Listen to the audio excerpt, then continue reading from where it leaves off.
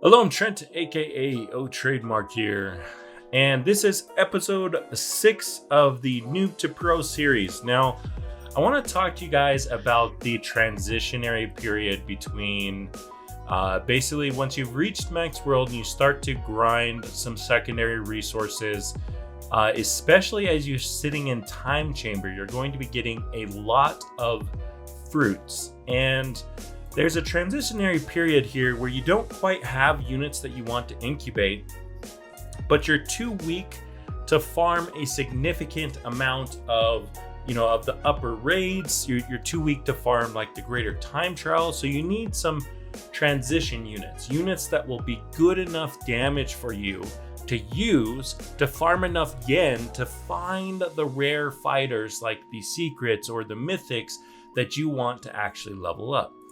So one thing that you can do is you can go to the top world that you have unlocked and you can just spend a little bit of your yen to get some legendary fighters or even some epics. And then once you start to do some, as you're doing time trials, you're getting fruit.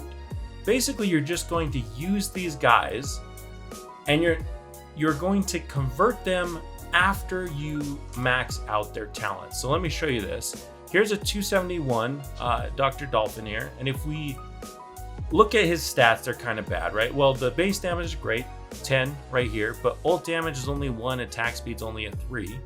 And so I can actually use some fruits here just to bump this guy up to S+. I don't really need to increase the move speed, it's the least valuable talent. But I can bump up base damage, ult damage, and attack speed to 10, upgrade that.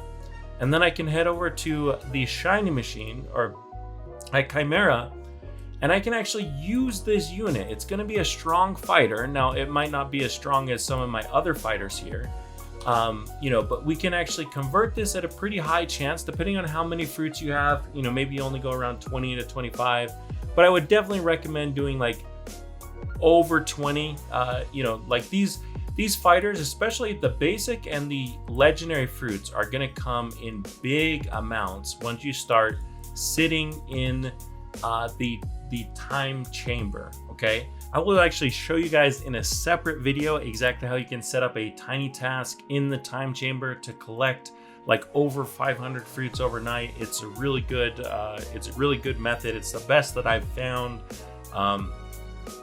for tiny tasking time chamber. But essentially, once you have this converted, so you have this S+, I like to call them SSSS right here. And then, well, this one would actually be like SSSA technically because I didn't max out. Nice, can't do that because it's a reverse swear word. Okay. So anyways, we have this unit that is now, if you look at it, the damage is pretty close to, one of the highest that we actually have. In fact, if we equip it, it comes into one of our strongest 8 fighters. And then if we got something like an epic, let's say that we got an epic with like a decent passive on it, strong 2 or even strong 3 like this one, it came with strong 3. I did the exact same thing. I boosted her stats all the way to 10 on each, and then I converted them shiny. And these are great transitionary units. These are going to be strong enough for you to use to grind up some yens. Okay, so once you've got a transitionary team, a team of like shiny legendaries, shiny epics from the top world, you can use that team to farm some yen. During the damage event, I was able to farm 1.7 Z of yen with just this transitionary team. And then I used that yen to open in both Icy Waste and the Hole. And I didn't use all of it. You can see I used, about 0.5 Z of it.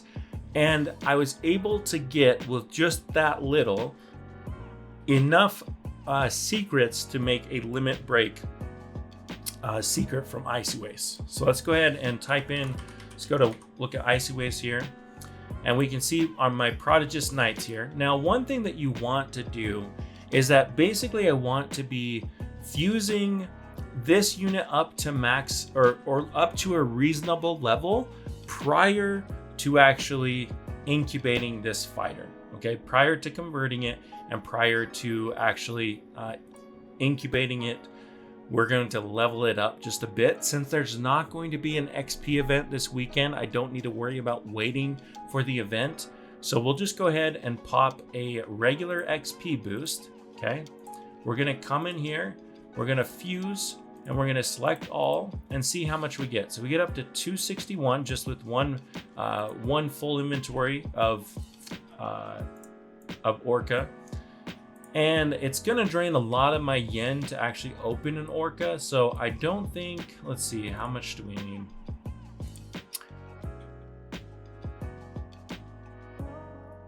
Basically, what I want to show you guys is that once you have your transitionary team, you want to start planning out what units you're going to incubate, okay?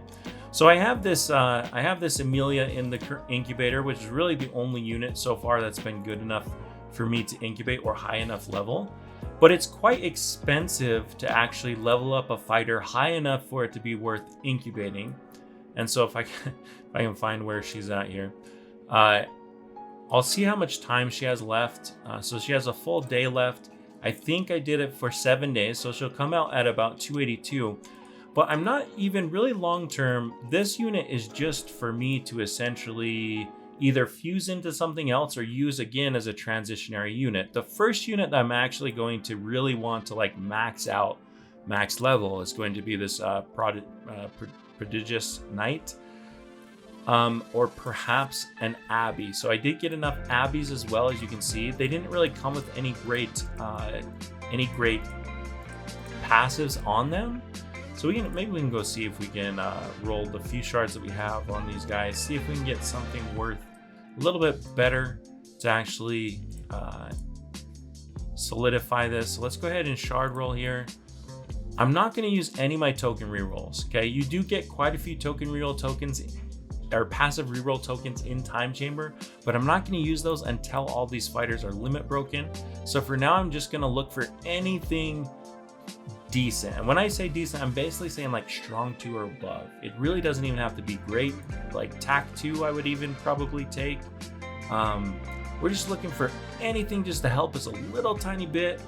That tank would have been awesome, but we'll just go a little bit more. Hopefully, we have quite a few shards here. We really don't need those shards for too much else, so we're just going to keep rolling.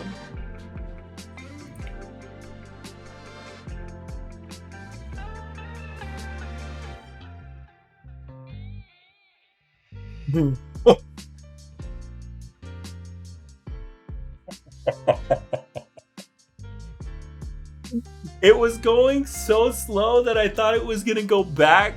I thought for sure it was going to go back. I cannot believe that just happened. I actually started laughing because I thought it was going to go back to whatever it was. It was a common passive that was right before it. And I thought for sure it was going to go. It was, how it teases you and it leans on the edge and then comes back. Holy smokes. Okay, so that obviously just solidified in my mind that this is the unit we're going to want to max out next. But let's go ahead and just try and roll a little bit on Abbey, see if we can get anything. Because these are basically going to be our first 2 units that we're really incubating and trying to take to max level. Okay, so we got pretty lucky and we didn't need too much yen to actually get these. Keep in mind, my luck was relatively high. It was at 8, I think maybe even a little bit higher when I think I had, no, I don't think I had any lucky units, but Monster was looking real juicy there. But basically, even if you had a lower luck value, if you're free to play, this weekend, like I said, when there was that +5 luck event, you really should be able to get multiple secrets as long as you've pre-farmed your yen and you can get some good fighters that you're going to transition into your best your long-term incubator fighters. Okay, so even though I have these good passives on it, some of you guys get something like a secret and you see it as such a great unit, and so you level it up and you instantly start using it. That's actually kind of a mistake. And the reason why I say it's kind of a mistake is because you do want to use it, but you want to use it. Oh, give me that tank. after you have leveled it to max level, okay? I promise you guys that if you focus on maxing your units level, you worry about the level first, you're gonna be paid out so much more in the long run by reaching max level and farming, okay? It's so tempting to use a brand new nice like secret that you got, right? And it's like, oh, I got this secret, and like, for example, you know, we have that Prodigious Knight that has Ace on it, which is the incredible passive, basically the best DPS mythic passive in the game, and yet we're not going to use him for quite a while. So it's just one of those things where patience is going to pay off huge in the long run. We're not really seeing anything, unfortunately, with Abby. Again, I'm just looking for like anything to help us just a tad. I'll actually take that Genius 3 because now we have 2 really good passives for our units. Okay, that Genius 3 is good. Again, I need to farm up more yen before the event, which means I need to start. I basically need to use some units as transition units prior to this. So I'm going to pop a luck boost right here. I'm going to try another max open. I'm going to try and level this Prodigious Knight up, okay? So that we just got another mythic, which is perfect, I think. 3, 4, 5, 6. So we're trying to eventually get a limitless shiny raid unit from this world as well. All right, so one more time here. We're going to max open. Let's see what we get. Okay, we got another mythical. Fuse that, we go up to 268. Okay, so there we go. We got to 268. Now we can come back down here. We can go to Destiny Island, and we're going to do the exact same thing as we did with the transitionary units, but this time we're actually going to use this fighter in the long term. So, oh look, I already plus 10'd everything on him, which is perfect. That means he's ready to go. As you can see, he's 10 levels below this, but it's going to be doing not quite as much DPS as that, but pretty significant boost. It's actually a little bit over 2 times. So yeah, he will be doing the most DPS out of all my units. Sorry. So now that we have his talents maxed, we can go over here. We can go to Chimera. And I'm not going to risk losing this, right? This is a very important unit for me. I need to use a significant amount of fruits. Let's go up to 95%, 59%. Always, guys, I promise it's so painful, especially if you're new to this game. If you lose your first really important unit with a good passive on it, take the time, sit in the time chamber, and make sure that you get enough fruits to give yourself a really, really, really good chance of converting this. Okay, now look at this guy. Okay, he's doing 6Q. That's without his crits. That's without his well, I guess it's just his crits that we're not considering. And this is going to be our ace carry. It's going to be a great fighter. Now I can use this as my yen unit. Okay, he's going to earn me a ton of yen. Okay, guys. So here is kind of our progress update. All right. We have kind of this mixed bag of team. We have good units, but they're not strong yet, right? And this is where a lot of players falter in the game, is they start getting some good units. Like they get some shiny mythics, they get a secret, maybe you even get a divine, and you just try and use it at the level that you're like if I leveled this up manually, it would take so long. And while it's gonna be hard to ignore it while it sits in the time chamber for a while to get to max level, as soon as it comes out, we're gonna be able to convert 2 of these guys into, in fact, we might even be able to do that this weekend. We can limit break our first unit, and it will be this Prodigious Knight. I was saying that I was going to incubate him, but it might actually be better to shiny 2 of these Prodigious Knights, limit break him, okay? Then incubate after the event's over. But we get that, so we got our, so now we have our rain converted. So we equip best again. Look at this. Now our team's starting to get a little bit spicy, right? we're transitioning out of these transition units into, so like eventually we're going to turn this shiny rain into a shiny raid unit, which is going to make him even stronger. Oh shoot, I should have rolled his passive prior. That was wait, the passives merge on raid units. Okay, so here's a little thing we're gonna do here.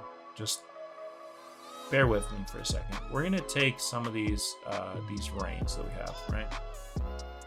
We're gonna take one of them, probably one with the bad talent rating, and we're gonna roll.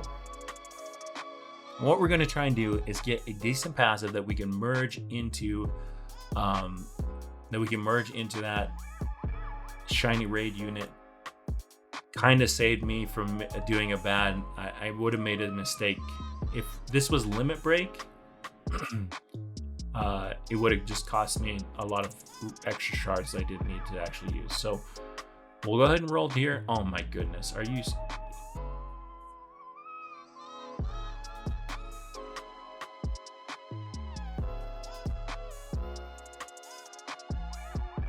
You guys ever started an alt or free to like a second account and you just feel like it's luckier?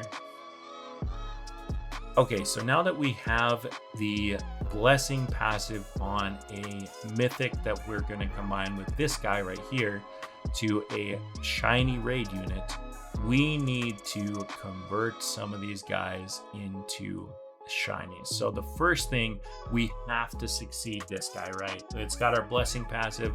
Again, super important that he succeeds. Let's go with the 95% again. That seems to be a good solid possibility there of converting.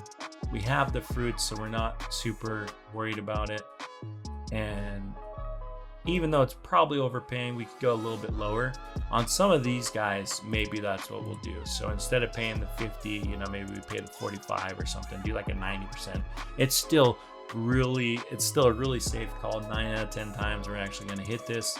So I'm not too concerned about it failing, but we're going to just do a few more here, or 2 more. And we're just going to use our worst ones. So I'm ordered by damage. I'm just using my worst ones because these are really just going to be fodder. We're merging the strongest level plus all of the other units plus that blessing together, and you'll see this guy's at 9.3 Q. Once we merge this, he's gonna be something to reckon with. We can go ahead and roll this, and you'll see what we're at. We're at 9.3 Q, and here we go. Heavy rain. 10 Q, he dropped 6 levels.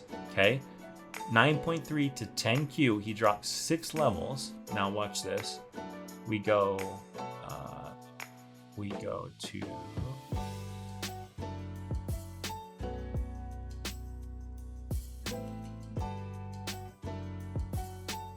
talent machine.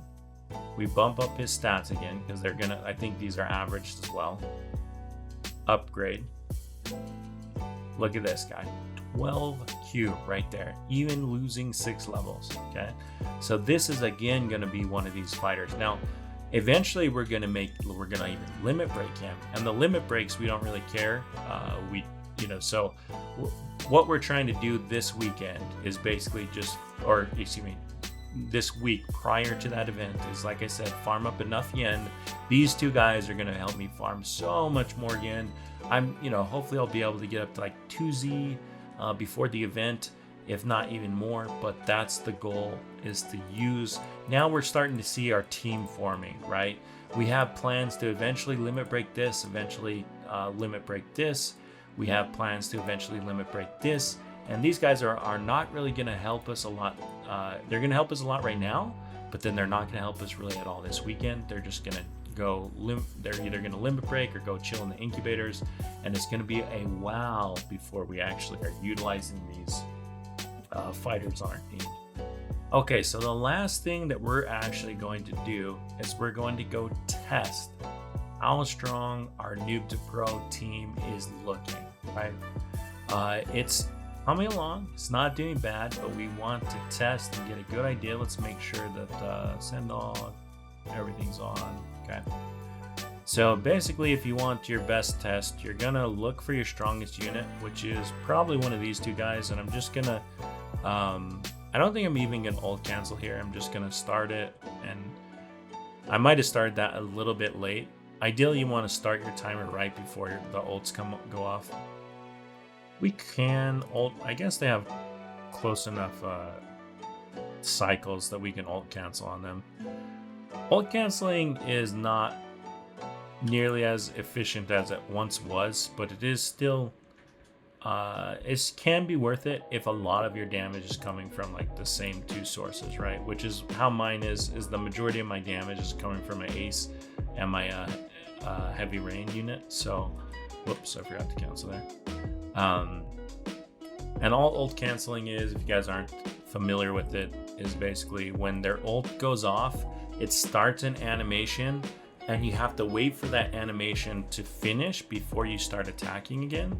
But if you retreat and immediately attack again, it actually just skips that and you start building up your ult again. So it's just kind of like a way to trigger more ults within your damage test. So we get the DPS test at 161Q. I think I probably could test, significantly higher. Okay, so we're gonna try and do a damage test right here and see just how high we can actually get. I'm going to ult cancel on my two strongest units. Sometimes ult canceling these days might not be worth it, but because all of my units look like they have a pretty similar attack count, I'm basically just gonna ult cancel off of my two strongest ones there, and it should hopefully kind of boost my DPS just a bit. If you guys aren't familiar with ult canceling and how it works, basically you look at the blue bars on your units, and when they deplete and they're casting their ults, you retreat and then immediately attack again. The only downside is that if your fighters have a lot of different timings on their ults, if you retreat and someone hasn't actually cast their ult yet, it's just going to completely cancel their charge. So it's best utilized if you have a lot of units with the same attack timer. But you'll see here that we got up to like 165Q. Not bad. I'm just going to run a DPS test here without anything so we can see the difference between ult canceling and not ult canceling. So this one is just flat attacks, and we'll be able to see if the ult canceling is benefiting us or not. My assumption is that because we were ruining some ults, so we are lowering our DPS in some ways, but we're also increasing our DPS on our two main damage units. So I would assume that it's going to be slightly higher. Okay, so there's a DPS test without any ult canceling. You can see that we squeezed basically 4Q DPS out of doing ult cancel. It's not a ton, but it tells me a little bit more of my team's potential here. And so that's pretty good. It means for our noob to pro team, we're sitting at around 5Q DPC. Not the strongest team in the world, but it's starting to form. We're starting to see glimpses of our potential. We could maybe make a Kama. We could maybe make a shiny or a Emily raid unit. We're going to limit break the Prodigus. We could actually do 2, it looks like. So we have some decisions to be made long term, but for now our team is starting to really make shape. But the main thing that I want you guys to understand for this noob to pro video is that after you start farming secondary resources, you want to build a transition team full of shiny, shiny legendary, shiny epics, etc. You want to use that transition team to farm enough yen to go open in an earlier world. I chose Icy Wastes in the hole. You could go, you don't want to go back too far, but any of the last 5 to 7 worlds, etc., are going to be just fine to actually go back to. I would say maybe Icy Waste is the earliest I would actually go back to because it's quite insignificant as far as yen and max opening cost. If you can go up to the hole, or even if you could open a Ninja or Time Travel Tokyo, the higher you can open, the quicker it's going to drain your yen. So obviously it's best if you're able to farm during like a 6 times damage event or something prior to opening. But now that we have some units, we have some secrets, we have some shiny mythics, we can start transitioning into our incubator phase And that's what I'm going to show you guys next, is once I have actually farmed, come this weekend when we have the new update, I will record an episode of Noob to Pro, and we're going to start our incubators, and we're basically going to ignore these guys for a while. We might limit break one of them, but we're going to ignore them for a while, let them gain some levels, get strong enough for us to actually start doing some significant damage, and then we can start going for the big boys, like the the limitless secrets from the higher worlds, the limitless divines, etc. That's when you guys that's where you really unlock pro status in this game, is once you understand how to push past this awkward transition phase. Okay. Anyways, guys, hopefully this helped you out. Malo Alpito, thanks for watching, and peace. I'm out of here.